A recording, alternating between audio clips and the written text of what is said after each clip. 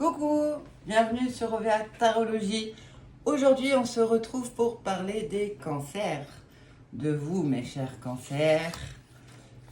La petite carte comme je fais d'habitude. Donc, on voit que vous êtes dans l'élément eau, gouverné par la Lune et en maison 4. Donc, on va voir ce que ça veut dire, tout ça. L'élément eau vous confère un air qui s'avère a priori logique et rationnel, mais dans l'univers du ressenti, des émotions, des sensations et de l'instinct. Vous distinguez par votre sensibilité, un certain conformisme, une intuition et une empathie pour les autres assez développée. Vous êtes un sentimental, un rêveur, souvent idéaliste. Vous êtes réceptif à votre entourage et à votre environnement. Vous avez une gentillesse instinctive, mais qui se teinte parfois de sauts d'humeur qui peut surprendre un peu votre entourage. Vous pouvez vous montrer parfois relativement susceptible. Ça, c'est l'élément l'eau, c'est l'eau qui vous rend un petit peu susceptible par moment. Dans ces cas-là, il ne faut pas hésiter à prendre du recul. Et en général, d'ailleurs, vous avez tendance à vous isoler pour vous protéger un petit peu de la dureté du monde. Par instinct, vous vous montrez attentionné et vous mettez beaucoup de sentiments et d'émotions dans vos relations amoureuses ou dans vos relations affectives de personnes à qui vous tenez particulièrement. C'est dans une relation durable basée sur la confiance que vous trouverez votre équilibre en couple. Alors, l'eau, en fait, c'est associé aux émotions, à l'inconscient et à la sensibilité. La Lune, elle, de son côté, apporte d'autres éléments qui sont rattachés à tout ce qui est du domaine de votre inconscient, de votre vie intérieure. L'imaginaire, c'est le symbole de la femme, de la mère, de la fécondité, de la créativité. Mais elle a aussi une nature cyclique, changeante. Elle rythme le temps, elle rythme les marées, comme on fait. C'est la nuit, c'est l'enfance, c'est la famille, c'est la sensibilité, c'est la réceptivité. C'est aussi la passivité par moment, la gestation, l'intimité, le yin. Et on voit qu'au clair de lune, on a certains endroits qui viennent paradisiaques, magnifiques, magiques, avec un petit côté mystérieux, mais dans le bon sens. Et au contraire, à d'autres endroits, ça donne un caractère un peu sombre et inquiétant. Donc les lunaires sont des personnes rêveuses, mais de façon cyclotimique. Vos humeurs peuvent changer en suivant les phases de la Lune. Vous êtes imaginatif, hypersensible, attaché à votre passé et à vos origines. Vous êtes des personnes affectueuses, protectrices, mais aussi anxieuses. Vous avez en général une excellente mémoire. Alors il faudra souvent faire attention, parce qu'effectivement, que ce soit des bonnes choses ou des mauvaises choses, quelqu'un du signe cancer peut s'en rappeler longtemps. Et dans ces cas-là, il n'hésitera pas à être un petit peu rancunier. Donc il ne faut jamais s'amuser à blesser un cancer ou à lui mentir. La Lune en cancer reprend un peu les mêmes éléments, c'est-à-dire qu'elle montre que vous êtes une personne rêveuse, imaginative, romantique, fantaisiste parfois, attachée au confort dans le sens sécurité. L'enfance est importante pour vous, vous êtes sensible, nostalgique, mais aussi anxieuse à cause, entre guillemets, de cette hypersensibilité. Vous avez une forme d'âme d'enfant, un peu rêveuse et intuitive, qui peut parfois se noyer un peu dans l'illusion. Voilà, comme un enfant, vous aspirez parfois à des idéaux qui ne sont pas toujours faciles à atteindre et qui sont plus du registre de l'idéal que du potentiellement faisable. La maison 4, la maison 4, c'est la maison du foyer. En plus, elle est en fond de ciel. Donc, c'est la maison du foyer, de l'enfance, de la famille, des influences héréditaires, tout ce qui est vie familiale, les possessions mobilières, c'est tout ce qui fait partie du je sens. Ça va toucher la généalogie, donc les racines, tout ce qui est hérédité, la vie privée aussi, dans le foyer. Et donc avec la lune et le fond du ciel, la mer. Donc on comprend pourquoi vous êtes attaché à votre famille, à votre foyer, à travers déjà ces 3 petits éléments. Pour aller dans le signe, donc qui regroupe un peu l'ensemble, on voit que vous êtes donc des doux rêveurs avec un cœur tendre, une gentillesse et une générosité relativement élevée et importante par rapport à d'autres signes. Vous êtes des protecteurs nés, toujours prêts à envelopper vos proches dans une bulle. La bulle, les proches, les émotions, l'eau, la mer, tout ça, c'est lié. Vous êtes donc une personnalité ultra sensible. Vous êtes ce qu'on appelle un pro de l'émotion. Vous baignez dans la nostalgie du passé et de la petite enfance. Vous accordez une grande importance aux attaches familiales. Encore une fois, on l'a vu. Vous êtes une personne douce, tendre, réceptive, intuitive, affectueuse, mais qui a aussi besoin d'être entourée, protégée et sécurisée à son tour. Vous êtes bienveillant, sensible, émotif, instinctif. Vous créez souvent le monde extérieur avec lequel vous adoptez plutôt une attitude d'autoprotection, de méfiance. Vous avez besoin d'observer pendant un certain temps pour être rassuré. Si vous sentez que si quelqu'un vous pousse dans vos retranchements, vous n'hésiterez pas à vous réfugier derrière votre carapace et vous pouvez vous montrer agressif, comme on le disait tout à l'heure, pour ne pas dire rancunier. Vous pouvez alterner des hauts et des bas.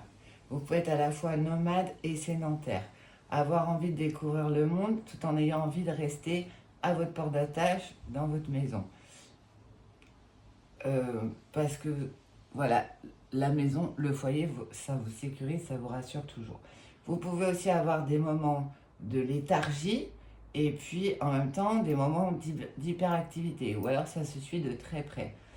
L'enfance et le foyer, la protection de votre cocon sont vraiment des valeurs fondamentales pour vous. C'est vraiment ce qu'on appelle votre life motive. Votre approche du monde est subjective dans le sens où vous percevez les choses et les personnes beaucoup à travers de vos émotions. On reprend le premier aspect sur les émotions dans l'eau, renforcé par la lune. Vous êtes vraiment dans l'émotion. Donc vous avez tendance à voir le monde d'après vos émotions. Vous avez un besoin d'affection qui est très grand. Et c'est pas impossible que rien ne suffise pour combler ce vide. Vous boudez comme un enfant si vous n'avez pas ce que vous voulez. Vous avez cette capacité, en gros, assez exceptionnelle de transformer un simple non en un drame ouvert. Célibataire, vous rêvez d'amour imaginaire, rempli de romantisme, comme un conte de fées. En couple, vous avez besoin de partager de la tendresse, du temps ensemble. Vous trouvez votre équilibre dans les habitudes quotidiennes, dans l'intimité du foyer, ça vous rassure aussi. Vous gardez ce besoin de materner vos enfants ou parfois même votre conjoint. Professionnellement, vous vous sentez plus à l'aise dans des structures un peu familiales dont l'ambiance vous rassure, car vous vous sentez protégé, moins exposé à des risques potentiels. Vous vous plaisez dans des domaines d'activité où vous pouvez exprimer votre créativité, votre sensibilité, votre imagination. Donc ça peut être en lien avec la petite enfance, ça peut être des activités créatives, des activités liées au passé, aux traditions, au foyer, de la déco intérieure, des aménagements, ou aussi en relation avec l'alimentation. Vous avez en général une relation particulière avec l'alimentation parce que pour vous, elle est source de réconfort et de douceur. Vous n'êtes pas toujours très organisé, parfois oui, parfois non, c'est ce qu'on disait, on retrouve cette ambivalence dont on parle depuis le départ. Et face à des potentiels problèmes, vous pouvez réagir de façon disproportionnée, avoir des réactions encore une fois trop émotionnelles qui vous mettent en difficulté pour faire face. Vous êtes le signe le plus sensible et le plus attachant du zodiaque. Donc il ne faut vraiment pas hésiter à affirmer vos besoins de façon plus objective pour que votre entourage puisse vous apporter ce que vous attendez de lui, en fait. Vous avez parfois tendance à attendre qu'il devine, en partant du principe que s'il vous aime, il est censé vous connaître, donc il est censé savoir, vous ne devriez pas avoir à le dire. Ça ne marche pas toujours comme ça. Et comme pour vous, c'est une chose importante d'être reconnu dans vos émotions, il ne faut pas hésiter à exprimer ce que vous ressentez et vos besoins. Alors ensuite, si on regarde dans le tarot, pour les cancers, on a la carte du chariot, donc la carte 7. C'est une carte qui explique comment on se protège. Voilà, c'est comme ça qu'on prend les rênes dans certaines situations, en fixant des limites et en ayant des défenses saines pour se protéger un peu de tout ce qu'on ne veut pas, tout ce qui nous dérange, tout ce qui va nous déstabiliser, de tout ce qu'on ne veut pas que ça rentre dans votre fameuse bulle, en fait, tout ce que vous voulez qui reste à l'extérieur de votre bulle. Voilà, ça synthétise tout ça. Et comme vous êtes un des signes les plus protecteurs, c'est vraiment une armure protectrice, hein, le chariot. Donc c'est vraiment, ça s'aligne parfaitement avec votre désir d'offrir sécurité, confort et de vous-même vous sentir en sécurité. Donc ça c'est pour le tarot. Chez Fontaine, on a la carte de la lune qui ressort, qui évoque donc tous les traits de personnalité qu'on a évoqués tout à l'heure. On est dans l'émotivité, on est aussi dans la féminité, la maternité. D'ailleurs, la lune est sur l'eau, symbole de l'eau qui est repris chez Béline avec la lune qui est bien au-dessus. Donc toujours pareil, l'univers de l'émotion, de la gestation, de l'attente. Et puis, dans le le Normand, c'est en fait, là c'est une carte un peu plus complexe, mais c'est donc le 9 de trèfle qui se retrouve dans la constellation d'Hercule. D'ailleurs, on a une scène au milieu qui fait référence à la mythologie grecque, où Hercule, pour resituer, Hercule, c'est le fils de Jupiter chez les Romains, Zeus pour les Grecs, et qui était connu pour sa force incroyable. Et en général, il triomphe toujours de ses obstacles, mais en même temps, il connaît des moments difficiles, surtout au niveau des émotions et au niveau sentimental. Pourquoi? Parce qu'il a tué dans un moment de folie sa femme et ses enfants, et qu'au final, il s'en est jamais remis. C'est d'ailleurs suite à ça qu'il a été condamné à faire les 12 travaux, et là, on le voit ici tuer l'hydre de l'Erne. Là, on le voit tuer l'hydre de Lerne, qui est un monstre horrible et très grand qui faisait peur à tout le monde. Ça, c'était un de ses travaux.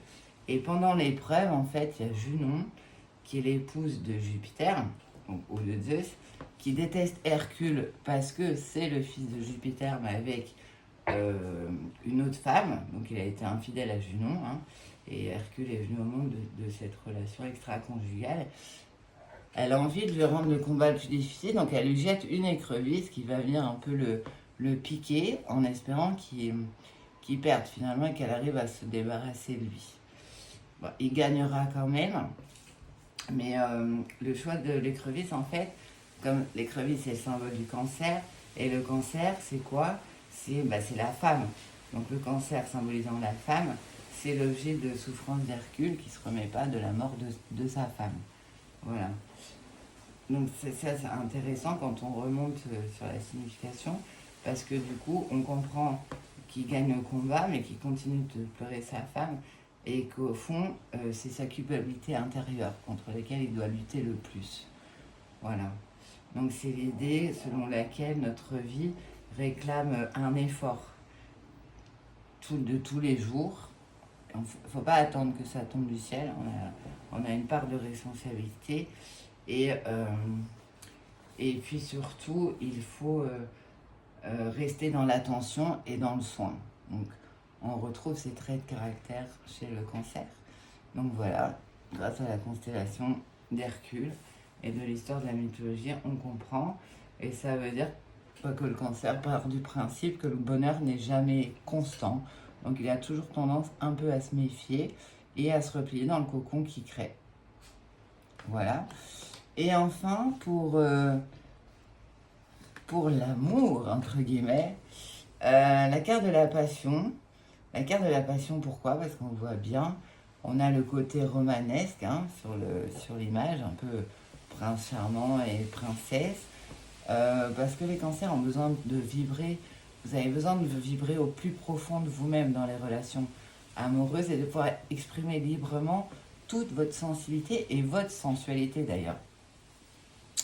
Et ça révèle que vous avez le pouvoir vous-même de raviver la passion dans votre vie. Parce que comme on le disait tout à l'heure, personne ne sera jamais assez à la hauteur pour combler toutes vos attentes. Mais ceci dit, c'est valable pour tout le monde en général. Hein. Donc vous pouvez tout à fait compenser, j'allais dire, en ayant des loisirs dans lesquels vous vous épanouissez aussi. Mais voilà, ne pas être trop dans l'attente. Ne pas trop idéaliser une relation amoureuse, version conte de fées, entre guillemets. Et puis, ça montre aussi que quand vous avez confiance en vous, vous vous donnez totalement. Votre féminité pour les femmes est complètement d'apothéose, vous êtes hyper sensuel. Et pour les hommes, vous resterez quand même sensible, mais vous serez très content de revêtir un peu l'habit du prince charmant. Vous serez envoûtant, présent, puissant, séducteur, protecteur, charmant, charmeur. Voilà, mais sincère. Il y a toujours de la sincérité dans les sentiments chez les cancers. Écoutez, j'espère que cette vidéo vous aura plu, amis cancer. On se retrouve très prochainement pour d'autres vidéos. Je vous embrasse tous et en attendant, prenez soin de vous.